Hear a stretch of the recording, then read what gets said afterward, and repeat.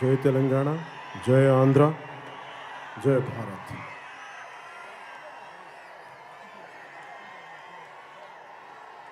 రెండు తెలుగు రాష్ట్రాల నుంచి అలాగే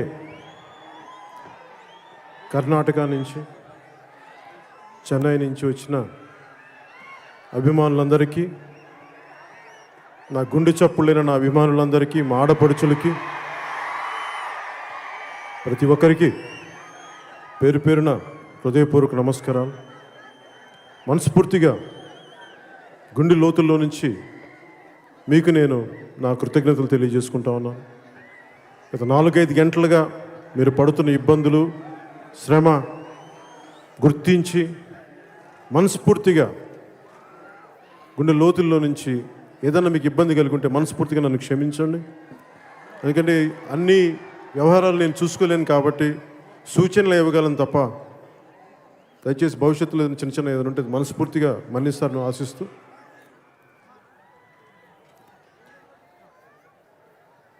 భీమ్లా నాయక్ ఈ ఆడియో ఫంక్షన్ అంట, ప్రీ రిలీజ్ ఈవెంట్, ఈ ప్రీ రిలీజ్ ఈవెంట్కి సోదరులు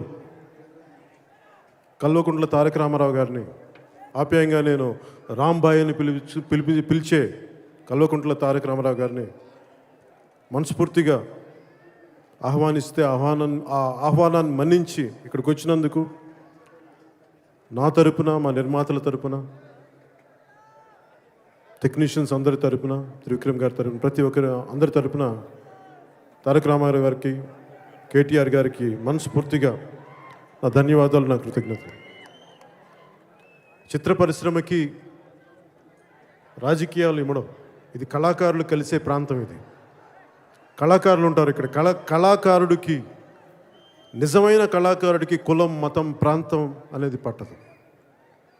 అలా ఈరోజున కులాలకి, మతాలకి, ప్రాంతాలకి అతీతంగా ఎక్కడో చెన్నైలో ఉండిపోయిన తెలుగు చిత్ర పరిశ్రమని ఉమ్మడి రాష్ట్రానికి ఉన్నప్పుడు, హైదరాబాద్ రాజధానిగా ఉన్నప్పుడు ఇక్కడికి తీసుకురావాలని అనేక మంది పెద్దలు సంకల్పించి, అప్పటి రాజకీయ ప్రముఖులు చెన్నారెడ్డి గారు లాంటి పెద్దలు, కీర్తిశేష్ చెన్నారెడ్డి గారు లాంటి పెద్దలు ఎంతోమంది కలిసి తెలుగు చిత్ర పరిశ్రమ హైదరాబాద్ తీసుకొచ్చిన తర్వాత ఈరోజు దాన్ని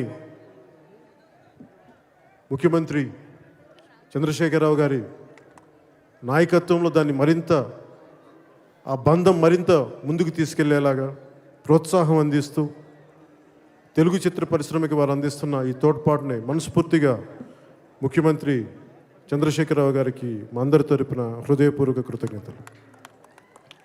అలాగే ఎప్పుడైనా సరే ఒక చిన్నపాటి అవసరం ఉంది అంటే తలసాని శ్రీనివాస్ యాదవ్ గారు ముందుండి చాలా దగ్గరుండి ఒక ఆప్యాయంగా దగ్గర తీసుకునే తలసాని శ్రీనివాస్ యాదవ్ గారికి కూడా మనస్ఫూర్తిగా నా కృతజ్ఞతలు తెలియజేసుకుంటా ఉన్నాను. చిత్ర పరిశ్రమ అనే కష్ట నష్టాలు ఉంటాయి. ఆ కష్ట నష్టాలను అన్నింటినీ అర్థం చేసుకొని తోడ్పాటు అందిస్తున్నందుకు మనస్ఫూర్తిగా ధన్యవాదాలు. అలాగే వేదిక పైన ఉన్న సీనియర్ నాయకులు దానం నాగేందర్ గారు, Jubilee hills MLA Maganti Gopinath గారు, వారందరికీ ప్రత్యేకంగా ధన్యవాదాలు తెలుపుకుంటాము. నాకు జన జీవితంలో ఉన్నా కానీ సినిమా అనేది నాకు అన్నం పెట్టింది. సినిమా లేకపోతే ఈరోజున నేను ప్రజల సేవలో కూడా ఉండే ఉనికి ఉండేది, అవసరం ఉండేది, ఆ పరిస్థితి ఉండేది కాదు. సినిమా నాకు ఇచ్చిన ఆ భిక్ష, ఇంతమంది అభిమానం, ఇంతమంది గుండెల్లో పెట్టుకున్నందుకు ఏదో అయిపోతానని కాదు కానీ ఎంతో కొంత చెయ్యాలి మన దేశానికి, మన ప్రాంతానికి, మన రాష్ట్రాలకి, మన వాళ్ళకి.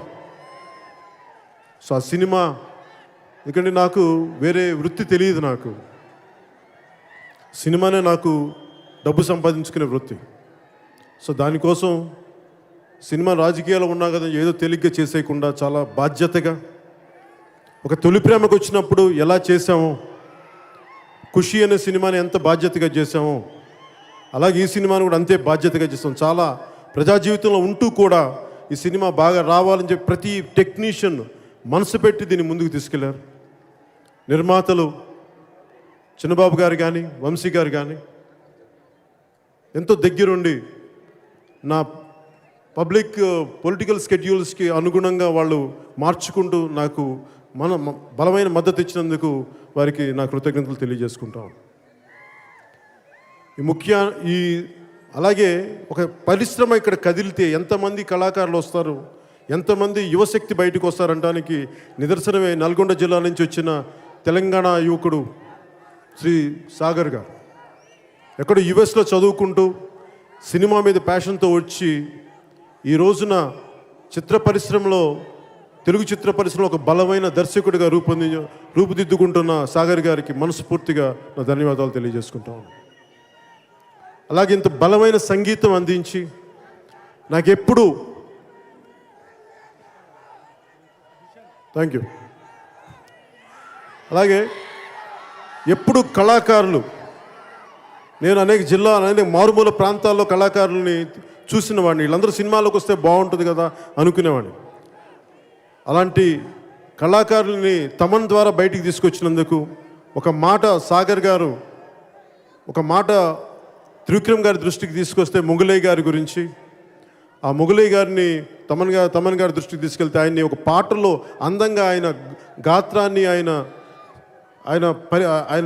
వాయిద్య పరికరాన్ని కూడా దాన్ని ఇంట్రడ్యూస్ చేసి కొత్తదనం తీసుకొచ్చిన మొగలయ్య గారు లాంటి కళాకారుని గుర్తించిన తమన్ గారికి మనస్ఫూర్తిగా నా కృతజ్ఞతలు తెలియజేసుకుంటా ఉన్నాను. ఈ సినిమా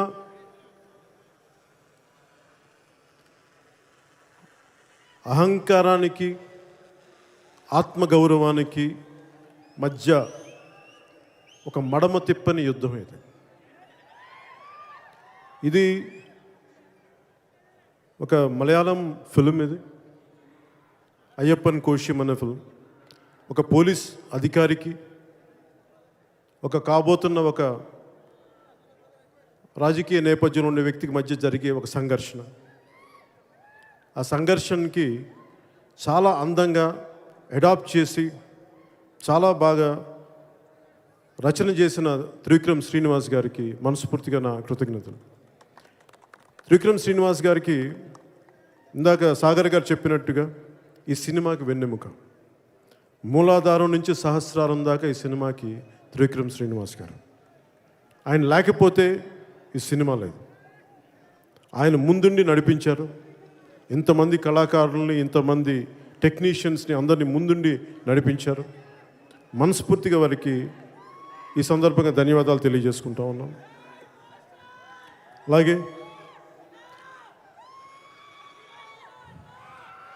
ఈ చిత్రంలో నటించిన డానియల్ శేఖర్గా నటించిన రాణా గారికి చాలా అద్భుతమైన నటనతోటి ఆయన అందించిన సహకారం, అలాగే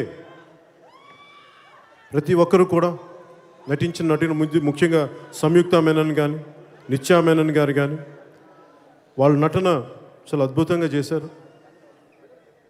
ప్రతి నటుడు దీంట్లో ఉన్న ప్రతి ఒక్కరు కూడా వారి వంతు కృషి చాలా బలంగా చేశారు, చాలా చక్కగా చేశారు అందరూ. ఈ సినిమా ముఖ్యంగా దృశ్యకల్పన చేసిన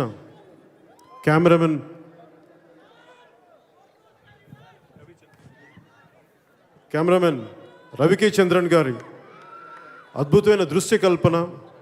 ఆయన ఎంత బలంగా విజువల్స్ చేశారంటే చాలా ఆకట్టుకునేంట బలమైన విజువల్స్ అవి వారికి. అలాగే ఆర్ట్ డైరెక్టర్